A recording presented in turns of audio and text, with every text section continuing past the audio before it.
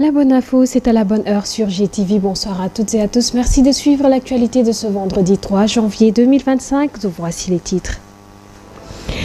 Le ministre de la fonction publique et des réformes du service public et son homologue de la formation professionnelle ont présidé ce jeudi un atelier de renforcement de capacité des agents de l'État.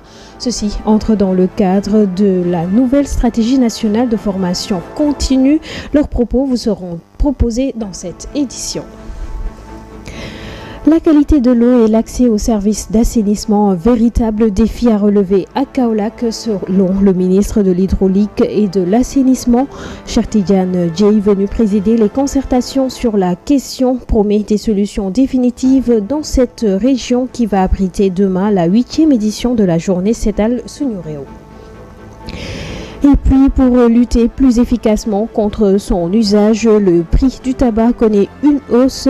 Étant un produit à l'origine de plusieurs cancers, la plupart des citoyens rencontrés approuvent une telle mesure, même si d'autres semblent sceptiques. Leurs opinions sur la question feront l'objet d'un reportage dans ce journal que nous allons développer juste après ceci.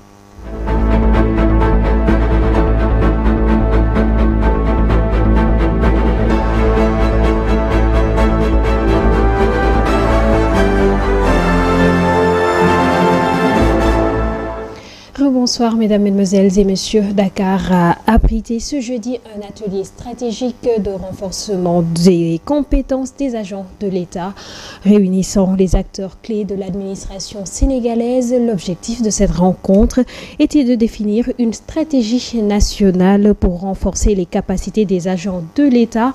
À cet effet, écoutons Olivier Boukal, ministre de la fonction publique et des réformes du service public, ainsi que Moustapha Ndjek Sarré, ministre de la formation professionnelle, par ailleurs porte-parole du gouvernement. C'est au micro de Mansour Diassé. La démarche holistique adaptée lors de son élaboration a permis d'embarquer quasiment les 187 corps de la fonction publique, les statuts spéciaux ou particuliers, sans oublier la fonction publique territoriale. En effet, à son axe 2, capital humain de qualité et équité sociale, il est prévu d'asseoir un système d'éducation et de formation professionnelle de qualité comme base de toutes les transformations systémiques, d'élaboration, de mise en œuvre et d'évaluation des politiques sectorielles. Le secrétaire général du syndicat autonome des enseignants du moyen secondaire du Sénégal, El Hadj Malick Youm, salue la décision du président de la République lors de son message à la nation du 31 décembre concernant la déclaration de patrimoine des fonctionnaires de l'État. Selon El Hadj Malick Youm, il s'agit là d'une bonne initiative qui pourrait garantir la transparence et la bonne gouvernance. El Hadj Malick Youm est exprimé au téléphone d'Abdoulaye Dièye. Nous avons écouté avec beaucoup d'attention le message à la nation du président de la République du 31 décembre 2024. Appréciant le point relatif à la généralisation de la déclaration de patrimoine à tous les fonctionnaires qui travaillent au sein de l'administration sénégalaise, nous trouvons que c'est un point qui permettra de renforcer la bonne gouvernance, la transparence dans la gestion, mais également de renforcer le principe de la reddition des comptes. Et à ce niveau-là, il importe également de préciser que même si ça doit être généralisé, ça existait déjà dans la législation et ne concernait que certaines hautes fonctions de l'administration publique.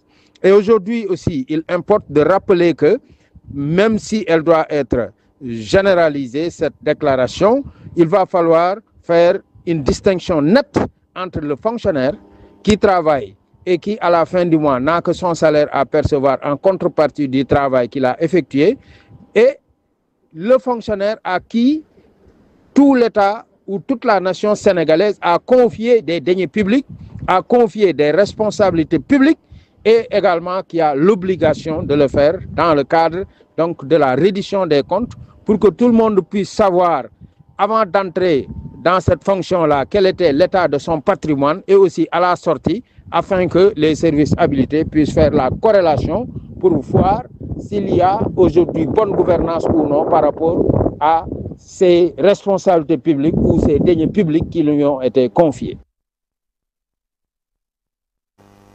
Le ministre de l'Hydraulique et de l'Assainissement, Cheikh Tidiane Dièye, a exposé à la population de Kaolack les réformes enclenchées par les nouvelles autorités pour régler définitivement une vieille doléance dans cette région. Il s'agit du problème lié à l'accès à l'eau ainsi qu'au service de l'assainissement. C'est dans le cadre de la préparation de la 8e édition de la journée Setal Suñu Réew qui se tiendra demain 4 janvier dans la région. Ces propos ont été recueillis par Mansour Diassé.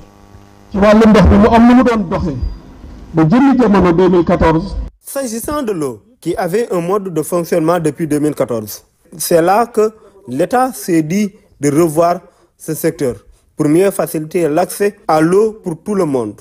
Surtout la population rurale, et c'est ces réformes qui ont amené l'OFOR, Office des forages ruraux, scindé en plusieurs parties, et chaque entreprise est dirigée par un fermier qui gère la gestion de l'eau. Et l'État a signé des contrats, et sous ces accords, chaque entreprise, que cela soit OFOR et FlexEau, ils jouent aussi leur partition. C'est comme cela qu'un pays fonctionne. À chaque décision, il y aura de bonnes choses, mais aussi de mauvaises. Certaines personnes seront contentes et d'autres ne le seront pas.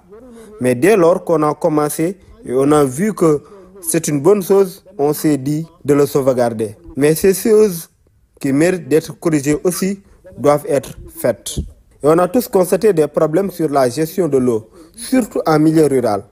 Et l'objectif qu'on s'était fixé n'était pas atteint, notamment sur l'accessibilité, sur le prix et aussi sur la qualité de l'eau. Certes, des efforts ont été faits dans ce domaine et on s'en félicite tous, que cela soit OFOR ou les délégataires. Le prix de la cigarette a connu une augmentation, une décision qui entre dans le cadre de la lutte contre le tabac qui est à l'origine de plusieurs cancers. Une mesure diversement appréciée par les citoyens rencontrés suivant leur réaction dans ce micro-trottoir réalisé par Ndella Ndiaye et Serignan. C'est bien fait d'avoir augmenté le prix. En tant que père de famille, je suis content. Tous nos enfants sont malades à cause de la cigarette.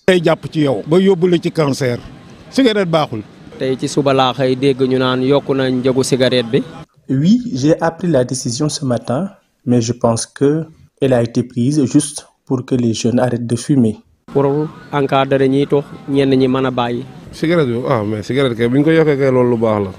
Je suis d'accord. Pour l'augmentation, cela ne fait que créer des maladies.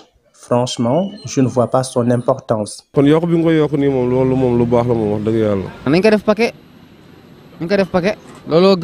Ils n'ont qu'à arrêter la vente par détail. La cherté du prix permettra aux gens d'arrêter de fumer. Beaucoup de personnes fument par stress.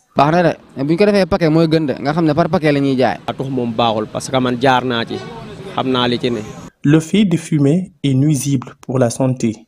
En fait, je l'ai vécu et je sais que ce n'est pas du tout bon pour la santé. Régularisation du secteur du transport, notamment l'usage des motos taxi Jakarta, une décision qui semble agréer les utilisateurs ou bien plutôt les conducteurs de motos Jakarta. Ils se disent satisfaits d'une telle décision, mais demandent la prolongation du délai d'entrée en vigueur de cette mesure. Hassan Djigel, chargé de communication nationale de la Fédération des mototaxis Jakarta du Sénégal, a été joint au téléphone par Djibril Niane. L'État veut offrir aux conducteurs de vélo-taxi des numéros qui vont nous permettre d'être immatriculés. C'est-à-dire les vélo-taxis vont avoir leur propre catégorie. C'est quelque chose que, on l'attendait de l'État, bien sûr. C'est un cadeau offert. Parce que, tout ce qui nous dérange actuellement, c'est simple. C'est pas bien vrai que la date n'est pas encore arrivée, mais 3 mois c'est petit. Oui, vous savez, tu sais, ça on le demande à l'État, qu'il rallonge la date ou bien qu'il augmente le nombre de mois. Parce que tout simplement, les services des mines, les services régionaux du Sénégal n'ont pas que les motos à immatriculer. Ils ont d'autres boulots, il y a les véhicules et ils sont toujours occupés et remplis de monde. Donc 3 mois ne va pas suffire pour donner des numéros à tous les conducteurs de vélo-taxi Jakarta. Donc on profite de l'occasion pour leur demander, on va commencer et on les remercie, mais nous demandons aussi qu'ils passent à augmenter le nombre de mois, parce que 3 mois, je sais que c'est très court. Mais sinon, c'est un beau geste et nous remercions vraiment l'État du Sénégal par rapport à ça, parce que le fait d'être régularisé, serait une très bonne chose dans ce pays. On est des Sénégalais. On doit être correct, on doit respecter ce pays, on doit tout faire pour gérer la situation et essayer d'aller de l'avant. Et si une fois que ce pays va de l'avant, c'est dans l'intérêt de tous les Sénégalais. Donc c'est quelque chose que nous attendons à grand ouvert et vraiment on va tout faire pour en profiter pour travailler avec l'État du Sénégal dans ce sens, surtout que c'est dans l'intérêt de tout bon conducteur de vélo-taxi. Comme à l'accoutumée, les pétards et feux d'artifice ont eu la cote pendant les fêtes de fin d'année. Les adeptes de la lumière s'y adonnent à cœur joie pour faire de la fin d'année un moment mémorable. Cependant, cette année, nous avons constaté une nouvelle tendance appelée par les jeunes la guerre des feux d'artifice, un danger pour les populations qui s'y adonnent. Voici quelques réactions au micro d'Idrissa Fall. Le nouvel an est célébré avec beaucoup d'enthousiasme, de couleurs et de lumière. L'effet des feux d'artifice et des pétards qui marquent les fêtes, la nouvelle tendance communément appelée guerre des pétards, donne une autre tournure. Vraiment, on doit revoir la façon dont on utilise les pétards parce que la fête de fin d'année est pour ceux qui célèbrent le nouvel an. Donc, on doit privilégier la paix. En plus de cela, il faut savoir que ce n'est pas une guerre et nous ne sommes pas dans un pays en guerre. C'est quelque chose qu'on déplore vraiment parce que dans notre époque, on ne connaissait pas ces pratiques. Mais de nos jours, ça prend un tournant dangereux. Cette séance d'allumage n'est pas sans conséquence. Elle est souvent source d'accidents, parfois graves. Il faut revoir l'utilisation des pétards, son accessibilité avec des prix très bas qui poussent à certains de penser que c'est des moments de divertissement. J'ai même vu une boutique qui a brûlé à cause des pétards. Le jour du 31, un ami qui habite pas loin a perdu son atelier à cause des pétards, causant des dégâts inestimables. Et ce qui est sûr, il ne sera pas remboursé. Ainsi, certains Sénégalais contestent ces pratiques et sollicitent de la part des autorités des sanctions. Les autorités doivent prendre des mesures parce que si on laisse passer une fois dans l'avenir, qui sait la suite? En tout cas, les autorités doivent prendre des mesures. Sinon, on peut le regretter. Nous, Sénégalais, on est habitués de cette étiquette de médecin après la mort. Mais pour cette situation, il faut déjà sensibiliser la population.